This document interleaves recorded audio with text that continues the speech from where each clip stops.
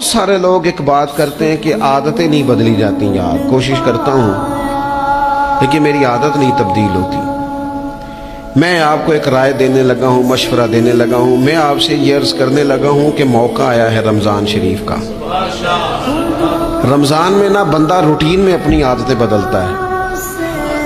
کسی کو سویرے 7 بجے کھانے کی عادت ہے، کسی کو 9 بجے کھانے کی عادت ہے، کوئی صبح ناشتہ نہیں کرتا، دوپہر میں ہی کھاتا ہے۔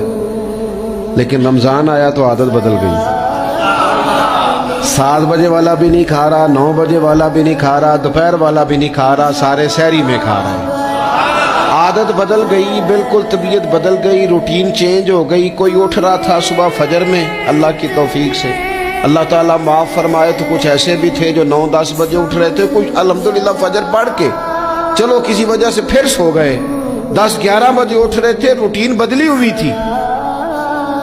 رمضان آیا تو بدل گئی، سارے سحری میں اٹھ رہے ہیں، تہجد کے وقت سب کی آنکھ کھل رہی ہے، بالکل روٹین بدل گئی، حالات بدل گئے، معاملات تبدیل ہو گئے، اوقات تبدیل ہو گئے، دفاتر کے ٹائم تبدیل ہوئے، اسکولوں کے نظام تبدیل ہوئے، مدارس کے اوقات تبدیل ہوئے، ہر چیز کے اندر تبدیلی آئی۔